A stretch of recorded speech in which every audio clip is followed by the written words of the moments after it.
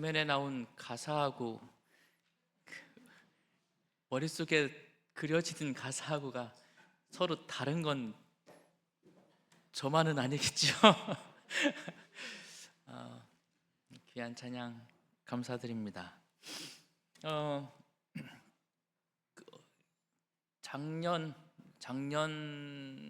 가을이 끝날 때쯤 제가 여기 와서 얼마 안 돼서 만들었던 발 받침대가 망가졌어요. 저 구석에 있는데 왠지 그걸 고치지를 제가 않고 있더라고요. 그땐 몰랐는데 쓸 일이 없어질 걸 하나님께서 아셨나 봐요. 만들 필요 없다. 그런데 후임이 저랑 키가 고만고만해요. 다시 만들어 놔야 되나 그런 생각을 하게 됩니다. 올 때 코로나 시절 이어서 다 마스크 쓰고 이렇게 만났는데 지난 5년 동안 그것도 좀 한 가지 아쉬운 게 있는데 제가 부임할 때는 그 이임과 퇴임이 2월 말이었거든요. 근데 가라고 하면서 1월 말로 땡겨서 만 5년에서 1년 한 달을 빼먹었어요. 예, 좀 아쉽긴 한데 그러나 하나님의 부르심을 따라 왔고 또 하나님의 부르심을 따라 가는 것이 저에게 주어진 숙명이고 또 여러분들에게 늘 오고 가는 목사의 모습이니 그렇게 순종하는 게 마땅하죠.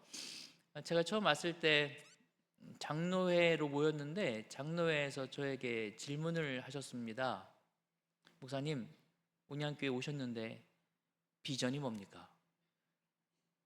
그때 그렇게 물으셨어요. 기억하실는지 모르겠지만 저는 늘 그 질문이 제 마음속에 떠나지 않았습니다. 그리고 제가 가진 대답은 그걸 왜 나한테 물어? 였어요.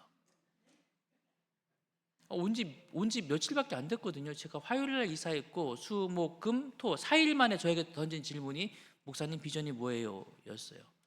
그때 제 마음속의 대답은 그걸 왜 나한테 묻지? 장로님들이 여기 오신 지 10년, 20년, 30년, 40년 되신 분들인데 저에게 목사님 우리 교회 비전은 이겁니다. 이렇게 도와주세요. 라고 말하는 게 맞지 않나?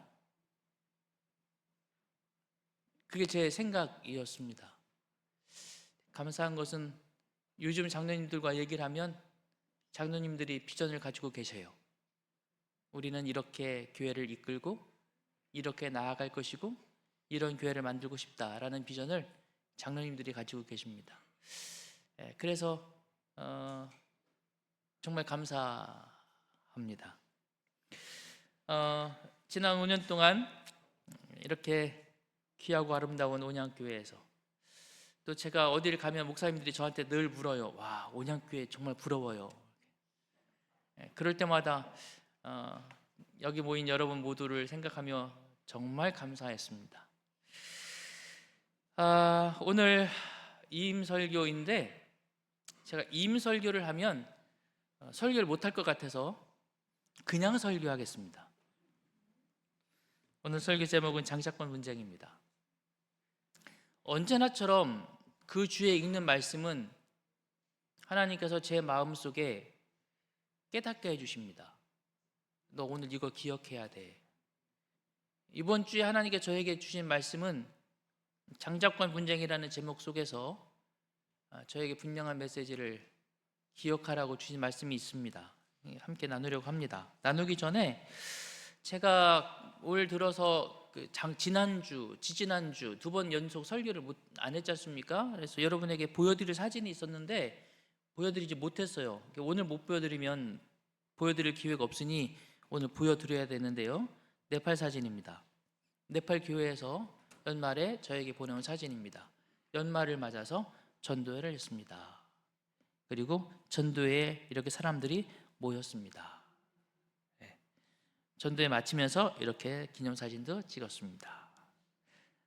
여러분이 헌신해 주시고 정말 마음을 모아 기도해 주셔서 온양교회에서 네팔에 2개의 교회를 건축했고, 또 그중에 이 자파교회는 지금까지 매달 이곳에 선신하는 선교사의 급여를 온양교회가 지급해주고 있습니다. 본래 계획은 작년까지였는데 한 해 더 합시다. 그래서 올해까지 지급을 했고요. 2026년도에도 아마 26년도에는 합회가 다시 조금 지원을 해줄 것 같아요. 그래서 할 수 있는 데까지는 좀 더 해보겠다는 계획을 갖게 되어서 아마 올해까지도 지원을 하게 되리라고 봅니다. 감사하게도 교회가 조금씩 성장하고 있는 것에 대해서 감사드리고, 잊지 마시고 이 자파교회를 위해서 기도해 주시면 감사하겠습니다. 오늘 본문의 말씀 잠언 19장 21절 같이 읽겠습니다. 시작. 사람의 마음에는 많은 계획이 있어도 오직 여호와의 뜻만이 완전히 서리라. 지구상에서 가장 긴 강이 어디일까요? 어디가? 나일강. 6,650km. 대단하죠? 두 번째 긴 강은 어디일까요? 와, 대단하십니다. 역시 자랑스러운 온양교회. 아마존 6,400km입니다. 하지만 브라질 학계에서는 계속해서 이 부분에 대하여 항의를 하고 있습니다. 브라질 사람들이 보는 나일강의 길이는 6,400이 아니라 6,970km다. 나일강보다 우리가 더 길다. 계속해서 주장을 하고 있습니다. 그러나 아직까지는 공식적으로는 나일강이 더 긴 강으로 그렇게 불리워지고 있어요. 두 강 중에서 누가 더 긴 강인가는 이집트 사람하고 브라질 사람하고 자기들끼리 싸우라고 그러고, 우리에게는 그게 중요한 건 아닙니다. 제가 이 강을 여러분들에게 보여드리는 이유는 이 강물이 발원해서 6천여 킬로미터를 흘러가면서 그 물길 앞에 수많은 난관들이 나타납니다. 나일강에는 150개의 댐이 있습니다. 물이 가다가 자꾸 막히는 거죠. 아마존에는 더 많은 댐이 있는데 약 400개 이상의 댐이 있어요. 흘러가는데 계속 막히는 것입니다. 그래도 강물은 흘러갑니까? 막아도 흘러갑니다.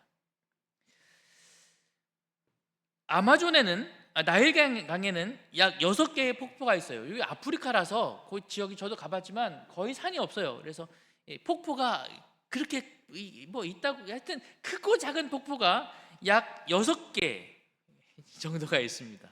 반면에 아마존에는 3,000개 이상의 크고 작은 폭포가 있어요. 흘러가다가 때로는 막히기도 하고 때로는 떨어지기도 합니다. 때로는 소용돌이에 휘말리기도 하고 급류로 소용돌이 치면서 흘러가기도 하지만 또 때로는 아주 지루하게 흘러가기도 합니다. 저 개인적으로 예전에 대전에 있으면서 청소년들과 함께 카약을 타고 이제 카약 자격증을 가지고 있어요. 카약을 타면 급류가 좋을까요? 아니면 잔잔한 게 좋을까요? 급류가 재밌어요. 잔잔하면 그 땡볕 아래서 노져야 되는데 얼마나 힘들지 몰라요. 강물은 그렇게 막히기도 하고 떨어지기도 하고 휘몰아치기도 하고 급류로 흘러가기도 하고 때로는 지루하게 흘러가기도 합니다. 문제는, 가장 중요한 것은 그럴지라도 결국은 어디로 가요? 바다로 흘러갑니다. 인생도 그렇고 교회도 그렇고 역사도 그렇습니다. 때로는 막히고 때로는 구르고 때로는 끌려가고 때로는 밀려가지만 그러나 결국은 하나님께서 섭리하신 길로 간다. 그것이 인생이고 그것이 교회이고 그것이 역사다. 그것이 우리의 믿음입니다. 여러분도 그렇게 믿으십니까? 창세기 25장 이번 주에 읽은 장면에서 우리는 야곱과 에서 그리고 리브가, 이삭 네 명의 인물이 장자권을 둘러싼 각자의 관심과 각자의 관점과 각자의 성향대로 각각 다른 방식을 취하고 있습니다. 창세기 25장 22절 이렇게 기록됩니다. 그 아들들이 그의 태 속에서 서로 싸우는지라 그가 이르되 이럴 경우에는 내가 어찌할꼬 하고 가서 여호와께 묻자온대 여호와께서 그에게 이르시되 두 국민이 내 태중에 있구나 두 민족이 내 복중에서부터 나누이리라. 이 족속이 저 족속보다 강하겠고, 그 다음 같이 읽어볼까요? 시작. 큰 자가 어린 자를 섬기리라 하셨더라. 지난 5년 동안 제 삶에서 여러 돌아보면 기쁜 일들이 많이 있었는데 그 중에 하나가 뭐냐면 제가 할아버지가 된 겁니다. 손녀가 태어났어요. 인생 살면서 자녀들을 낳는 기쁨도 있지만 손녀가 태어나는 건 또 다른 감동이더라고요. 새 생명이 태어나는 것은 언제나 큰 축복입니다. 지난주에 온양교회는 두 아이가 태어났어요. 정말 놀라운 일입니다. 장로님 한 분이 서울도 이런 경우는 없다고, 온양교회 정말 축복받은 교회라고. 여러분, 온양교회 축복받은 교회 맞습니까? 제 삶에도 그런 경험을 했어요. 이삭의 가정에도 그런 큰 축복이 임했습니다. 한 번에 몇 명, 딸도 아니고 아들.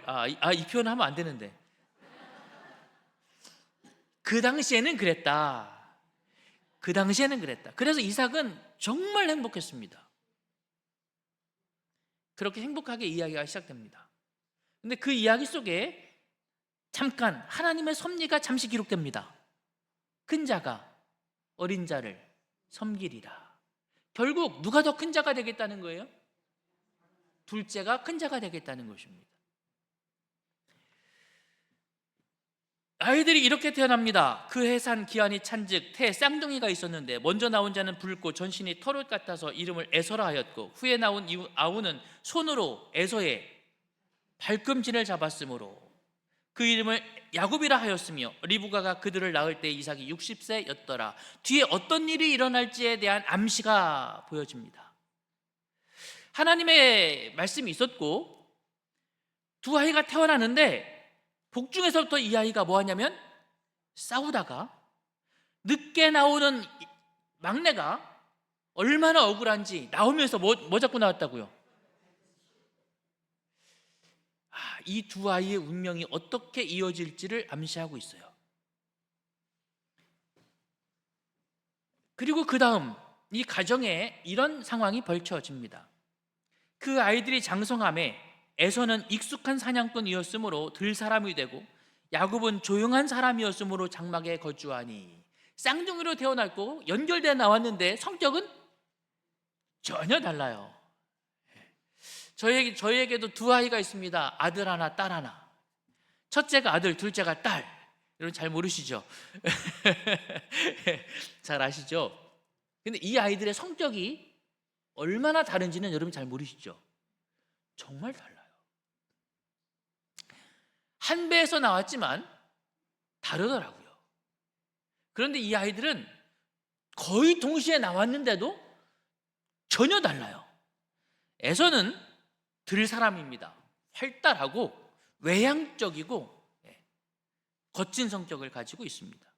반면에 야곱은 조용합니다. 어쩌면 내성적이었을 것 같고요. 조용히 계산하고 꼼꼼히 살펴보고 이런 성격입니다. 에서는 안 그래요. 그냥 보이는 대로 하고 싶은 대로 확 해버리는 성격이지요. 여러분 두 아들 중에, 두 성격 중에 어떤 성격을 더 좋아하십니까? 조용한 성격? 내성적인 성격? 좀 옹졸해요. 그래도 외형적인 성격을 좋아하시는 분들도 계시죠? 활달하고 활통하고 막힘없고 시원시원하고. 이삭은 그런 에서를 좋아했어요. 반면에 리브가는 조용한 야곱을 사랑합니다. 여기서 말하는 사랑이라고 하는 것은 이삭이 에서를 사랑했다고 해서 야곱을 사랑하지 않은 건 아니에요. 리브가가 에서를 미워한 것은 아닙니다. 다만 그들의 성향에 따라서 더 잘 맞는 자녀가 있어요. 깨물면 안 아프진 않습니다. 다 아프죠. 그죠? 제 딸아이는 저랑 비슷해요. 제 아들은 저희 집사람이랑 비슷해요. 그래서 그 비슷한 성향이 또 가족 안에서 여러 가지 다양한 모습들을 만들어 내지요. 이 가정도 그런 어쩌면 평범한 가정이었습니다. 그러나 이 가정 속에는 한 가지 그들을 둘러싼 중요한 이슈가 있어요. 예시되었던 대로 장자권이라는 것입니다. 그래서 여기까지 그 가정의 배경이 소개된 다음에 곧바로 어떤 이야기가 시작되는가 하면 장자권 이야기가 시작됩니다. 29절, 야곱이 죽을 쑤었더니 에서가 들에서 돌아와서 심히 피곤하여 야곱에게 이르되 내가 피곤하니 그 붉은 것을 내가 먹게 하라 한지라. 그 붉은 게 뭐였어요? 29절에 보면 죽을 쑤었다 그렇게 되어 있습니다. 죽, 우리가 팥죽이에요. 에서는 그게 무슨 죽인지 알아요, 몰라요? 그런 거 관심 없어요. 그 팥죽 달라 이렇게 안 해. 뭐 달라고요? 뻘겋네? 그 죽 좀 다고. 이게 에서예요. 그런데 야곱은 그 기회를 놓치지 않습니다. 31절, 야곱이 이르되 형의 장자의 명분을 오늘 내게 팔라. 갑자기 뭐가 나와요? 장자권에 대한 이야기가 나옵니다. 왜냐하면 지금 이 장에서, 이 사건에서 가장 중요한 건 무엇을 둘러싼 이야기? 장자권을 둘러싼 이야기예요. 32절, 에서가 이르되 내가 죽게 되었으니 이 장자의 명분이 내게 무엇이 유익하리요? 야곱이 이르되 오늘 내게 맹세하라. 그래서 에서가 뭐하고? 맹세하고 자기의 명분을, 장자의 명분을 야곱에게 팔아버렸어요. 그리고 팥죽 후루룩 먹어치우고 가버려요. 에서답죠? 에서는 에서답게 행동합니다. 아주 그래요. 배고파 죽겠는데 그게 뭐, 내놔. 후루룩 먹은 다음에 너 가져. 그리고 씩 가버려요. 에서는 에서답게 행동한다. 야곱은 그는 늘 조용하지만 치밀한 사람이었어요. 언제나 기회를 엿보는 것입니다. 그러다가 마침내 기회가 왔어요. 사실 이거 기회라고 하기도 그렇잖아요. 그러나 야곱에게서는 언제든지 기회만 되면 장자권을 얻고 싶은 욕망이 그의 마음속에 있었어요. 팔아라. 야곱은 야곱의 성향대로 움직입니다. 드디어 시간이 흘렀어요. 이삭 아버지가 연로해졌습니다. 눈도 어두워지고 힘도 사라졌어요. 내가 이제 아버지로부터 받은 이 장자의 권한을 자녀에게 물려줄 때가 되었다. 누가 장자예요? 에서를 부릅니다. 그리고 에서에게 말합니다. 가서 사냥감을 잡아와라. 내가 그 네가 잡아온 고기로 요리한 음식을 먹고 너에게 축복해 주겠다. 그런데 그렇게 말하는 걸 어머니가 엿들었어요. 어머니가 엿들었어요. 어머니는 기억하는 것입니다. 그 태중에 있을 때 하나님께서 그에게 말씀하시기를 작은 자가 큰 자를 섬기리라. 그래서 리브가는 언젠가는 이 작은 아들이 더 큰 자가 될 거라는 걸 알고 있었어요. 그런데 아버지가 에서에게 축복해 주겠다고 합니다. 얼른 아들에게 쫓아갑니다. 야곱아, 야곱아, 너 빨리 가서 이렇게 해라. 그리고 네가 그 장자의 축복을 가로채야 된다. 결국 이삭이 야곱에게 축복하게 됩니다. 에서가 사냥하러 간 사이에 그 축복이 야곱에게로 넘어가고 말았어요. 이것이 이번 주에 읽은 우리가 읽은 말씀의 이야기들입니다. 결국 에서는 울부짖으며 이렇게 말합니다. 에서가 이르되 그의 이름을 야곱이라 함이 합당치 아니하니이까 그가 나를 속임이 이것이 두 번째니이다. 전에는 내가 장자의 명분을 빼앗고 이제는 내 복을 빼앗았나이다. 또 이르되 아버지께서 나를 위하여 빌복을 남기지 아니하셨나이까. 울부짖지만 남았어요, 안 남았어요? 안 남았어요. 장자권이란 무엇인가? 장자권 이야기를 하려면 먼저 장자권을 이해해야 되는데, 우리가 읽은 말씀 속에는 이렇게 기록되어 있습니다. 둘은 장자의 명분을 매우 중대한 일로 생각하도록 가르침을 받았는데, 그것은 세속적 재산의 상속뿐 아니라 영적 탁월성도 포함하고 있었기 때문이었다. 그것을 받는 사람은 가정에서 제사장이 되고, 그의 후손이 가게에서 그의 후손의 가게에서 세상의 구주 누구요? 예수 그리스도가 나실 것이었다. 이게 장자권의 축복이었어요. 야곱은 그걸 갈망했고 에서는 그걸 경홀히 여겼습니다. 그런데 이 장자권을 둘러싼 네 사람의 행동이 다 달라요. 오늘 그것을 잠시 좀 살펴보겠습니다. 에서는 어떤 성향이었다고요? 충동적인 사람이었어요. 에서는 자아 만족을 사랑하며 그의 모든 관심을 현세에 집중시키며 자라났다. 제어받기를 싫어하며 사냥하는 거친 자유를 즐겨 일찍부터 사냥꾼의 생활을 선택하였다. 그러나 그는 아버지의 총애를 받았다. 조용하고 평화를 사랑하는 목자인 아버지는 이 맏아들의 대담함과 활기에 끌렸다. 그는 두려움 없이 사냐를 넘고 아버지를 위하여 사냥한 고기와 그의 모험적 생활과 흥미진진한 보고를 가지고 집으로 돌아왔다. 그의 인생은 재밌었을까요? 때때로 저는 이런 사람이 부러워요. 저는 그냥 하루 종일 책상 앞에 앉아서 책 보고 연구하고 살펴보고 이거 하라고 해도 일주일도 괜찮은 사람이야. 제가 이사를 준비하면서 창고를 뒤지다 보니까 젊었을 때 사는 캠핑 장비들, 혹독한 겨울에만 쓸 수 있는 버너들, 결혼하기 전에만 썼더라고요. 한때는 그런 걸 좀 했는데 제 성향은 아니었나 봐요. 에서는 그런 사람이었습니다.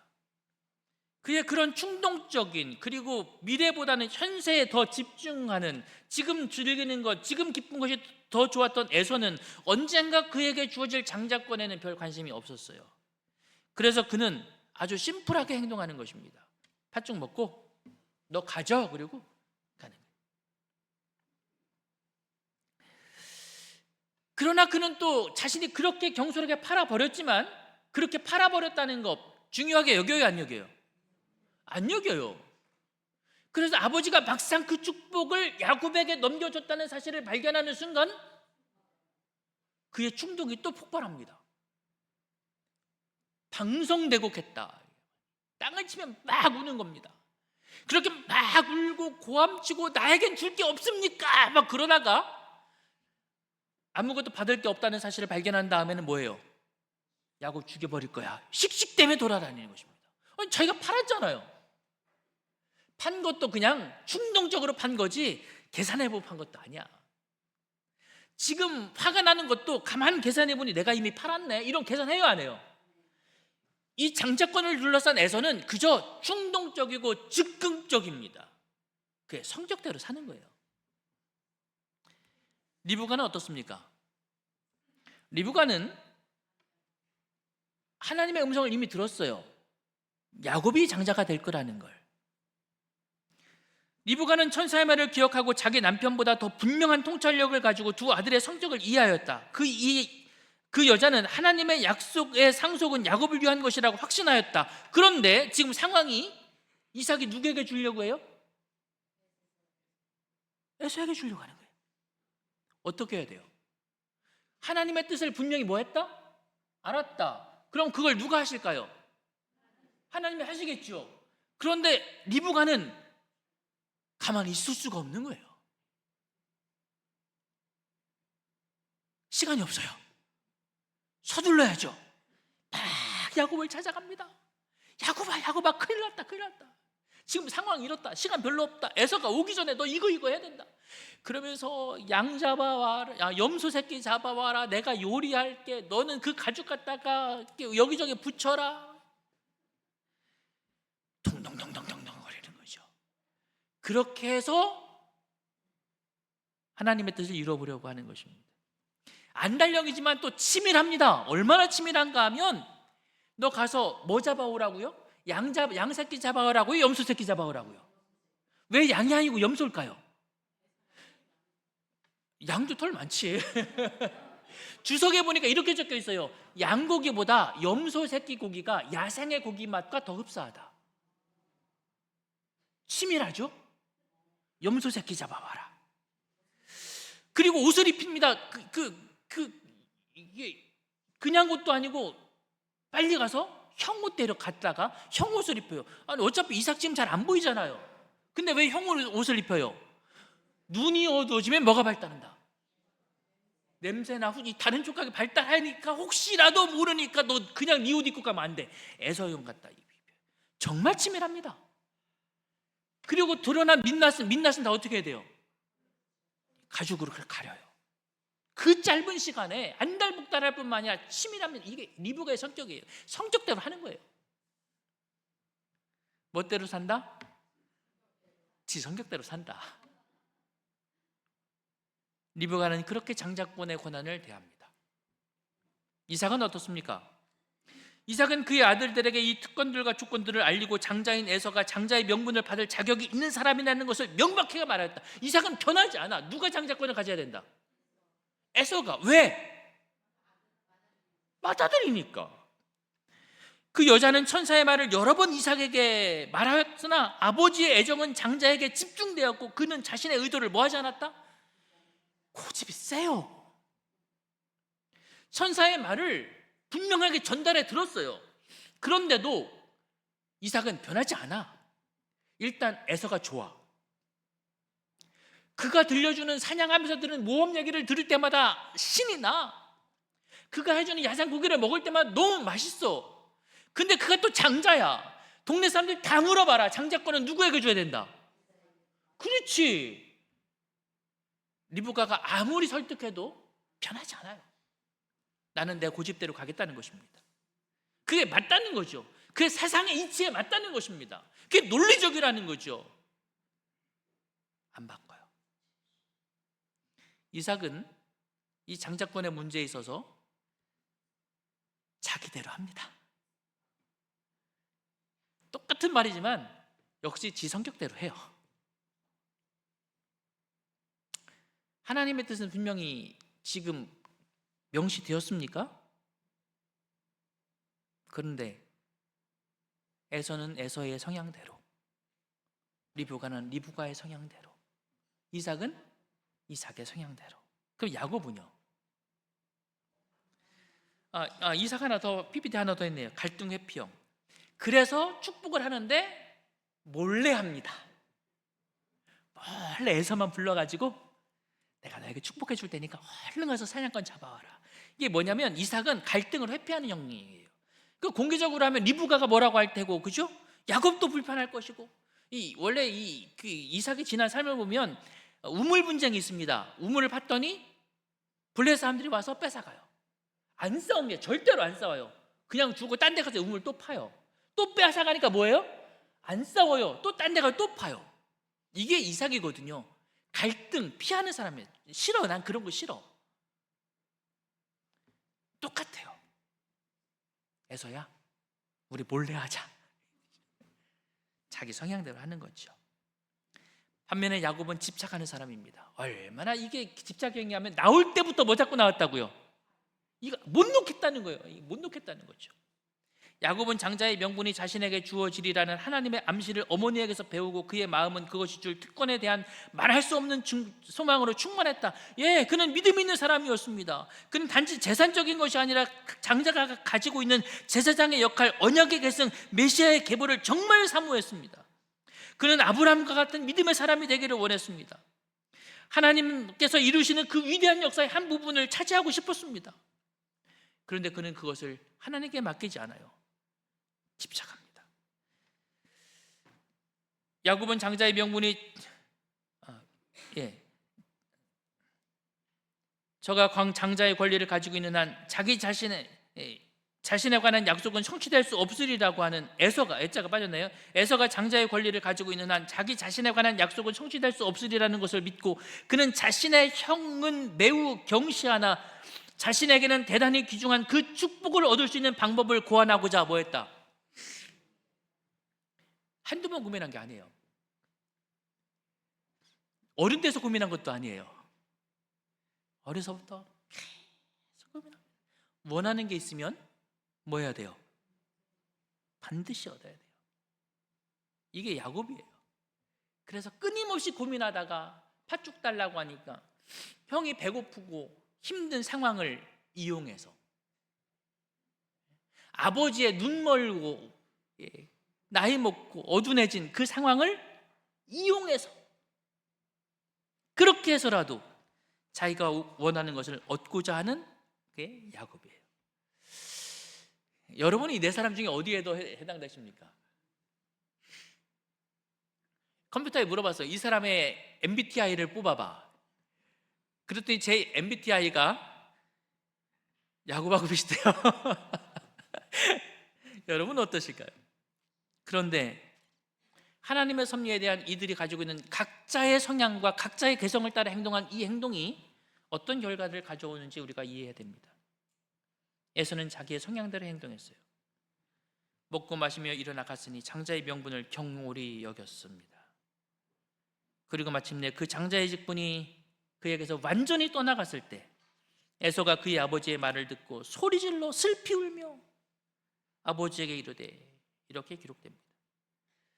그는 자신이 늘 가지고 있던 것에 대해서 중요성을 몰랐지만 잃어버린 다음에서야 슬피 울기 시작합니다. 아버지여 일어나 잡수소서. 그리고 내게도 축복하소서. 내게도 축복하소서.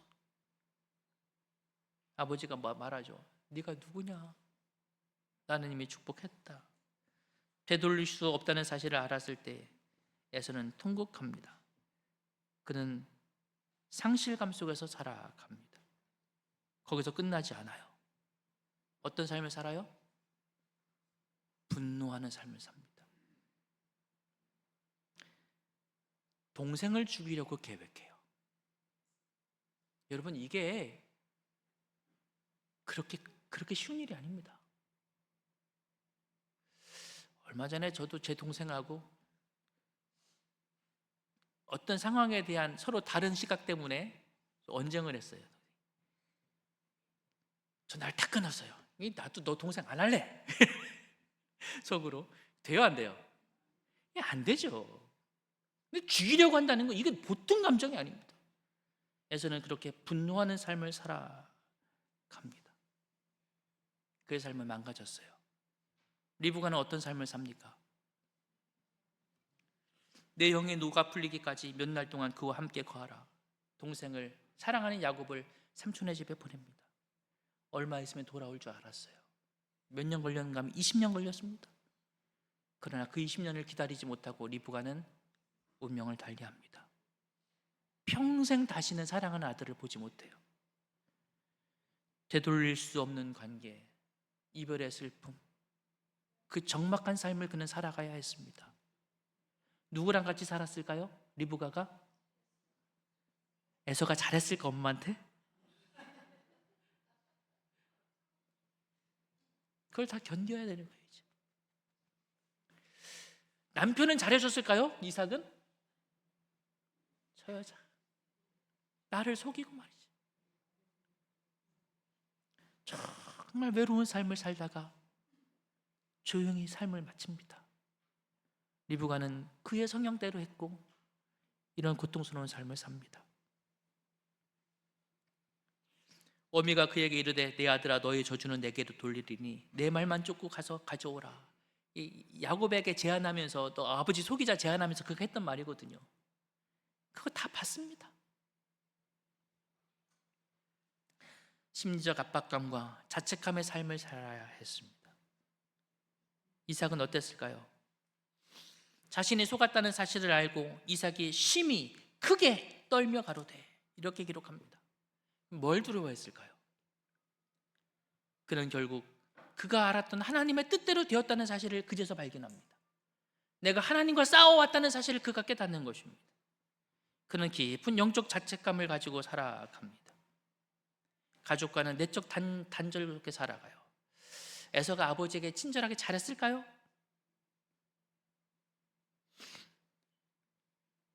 이 가정 그야말로 그 위의 삶은 완전히 무너진 삶을 살아요. 그래도 야곱은 최종 승리자입니까? 야곱은 이야기 속에서 가장 많은 것을 얻은 사람 같지만, 그러나 그는 도망자의 삶을 살고 평생 생존의 공포 속에 살며 그가 저지른 모든 일들에 대하여 그도 속임을 당하고 그의 자식들이 그를 속이고 그는 끊임없는 고통의 삶을 살게 됩니다. 에서는 너무 늦게 울었고 리브가는 혼자 눈물을 삼키며 살았고 이삭은 말없이 울었으며 야곱은 도망치며 울었습니다. 하나님의 섭리 앞에서 다 무시하고 무엇대로 사는 사람들? 내 성향과 내 이해와 내 고집과 내 판단대로 사는 사람들의 그들이 만들어낸 참으로 가슴 아프고 슬픈 가족 이야기입니다.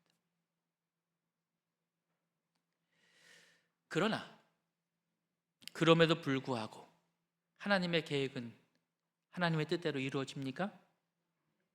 읽어보겠습니다. 시작. 아브라함이 이삭을 낳고 이삭은 야곱을 낳고 야곱은 유다와 그의 형제를 낳고 야곱은 결국 장자권을 받았고 메시아의 기본은 그렇게 이어집니다. 마치 강물이 흘러가며 때로는 막히고 때로는 떨어지고 때로는 소용돌이치고 때로는 느리게 흘러가지만 마침내 바다에 이르듯이 하나님의 뜻은 그렇게 이루어집니다. 오늘 1월 24일입니다. 제 삶에서 제가 계획했던 1월 24일은 은퇴식 이임 예배가 아니었습니다. 오늘 저는 여러분들에게 은퇴 설교를 하는 것이 원래 저의 목표였습니다. 그래서 사실 하페에 저 은퇴할게요. 그리고 1월 24일 은퇴 설교를 하려고 했었어요. 하나님의 뜻대로 되지 제 생각대로 안 되더라고요. 그래서 그 다음 저의 생각은 오늘 1월 24일 온양교회의 새로운 비전을 세우고 우리 잘해봅시다 이렇게 설교하는 것이었습니다. 그것도 제 계획이었어요. 제 생각대로 안 돼요. 하나님은 저에게 오늘 임설교해라 그러셨어요. 그런 것 같아요. 제 생각과 다르게 흘러가는 수많은 상황들 속에서 때로는 야곱처럼 방법을 찾아보기도 했고 때로는 이삭처럼 고집을 부려보기도 했고 때로는 리브가처럼 여러 계획들을 세워보기도 했으며 때로는 에서처럼 화를 내기도 했습니다. 그러나 결국 이해하는 것은 그것입니다. 강물은 바다로 흘러간다. 우리의 삶에서 결국 하나님의 뜻이 이루어지는 것이다. 그리고 그것이 우리가 걸어가야 될 우리의 삶이다. 같이 읽어보겠습니다. 시작. 사람의 마음에는 많은 계획이 있어도 오직 여호와의 뜻만이 완전히 서리라. 나의 인위적인 선택보다 하나님의 섭리가 더 큰 것입니다. 물론 여러분 이 부분은 여러분이 잘 이해하셔야 되는데 강물이 흘러가 바다로 가는 것이 하나님의 목표입니다. 그 사이에 떨어지고 막히고 휘두라치는 것도 하나님의 섭리일까요? 그러진 않아요. 야곱이 한 일들, 에서가 한 일들, 이삭이 한 일들, 리브가가 한 일들이 하나님의 섭리는 아닙니다. 그건 대단히 인간적인 것들이었어요. 그러나 그럴지라도 그래서 우리가 때로는 아프기도 하고 때로는 슬프기도 하고 때로는 분노하기도 하고 때로는 외롭기도 하고 때로는 고통스럽기도 하지만 그러나 사랑하는 온양교회 성도 여러분, 하나님의 뜻이 저와 여러분의 삶 속에서 이루어지게 될 줄로 확신합니다. 아빠, 내 친구 패딩은 몽클레어래. 그게 좋은 거야? 이게 몽클레어입니다. 저희 아이가 입고 있는 옷이 얼마짜리냐면 120만 원짜리예요. 아빠가 대답합니다. 그럼 내 패딩은 뭐야? 네 건 탑10이지. 49,000원짜리입니다. 그럼 내 것도 좋은 거야? 그럼 우리 털 빵빵하고 따뜻하잖아. 그럼 뭐가 더 비싼 거야? 몽클레어. 그럼 몽클레어가 더 좋은 거야? 아들아, 비싼 옷 입고 놀다가 더러워지면 엄마가 엄청 속상해하지. 너 혼나지? 응. 비싼 옷 입고 신나게 놀 수 있겠어? 아니. 근데 지금 네가 입고 있는 옷은 눈싸움하고 모래놀이하고 마음껏 더러워져도 아무 상관없어. 아빠가 얼마든지 더 사줄게. 그럼 너는 더러워지면 엄마한테 혼나는 몽클레어랑 마음껏 놀 수 있는 탑텐이랑 어떤 게 더 좋아? 어떤 게 더 좋아요? 내 거. 그리고 아빠에게 묻습니다. 아빠 패딩은 뭐야? 아빠 것도 탑10. 왜? 너랑 신나게 놀려고. 온양교회는 탑10일까요? 몽클레어일까요? 우리가 만들어가는 이 교회가 보기 좋고 그럴듯하고 그런 교회보다 온양교회 성도들과 새로 오신 목사님이 함께 행복하고 멋지게 주님의 사업을 해나가는 교회가 되기를 간절히 소망합니다. 주님의 뜻이 여러분과 이 교회에서 이루어지게 되기를 간절히 바라면서 말씀을 마치겠습니다.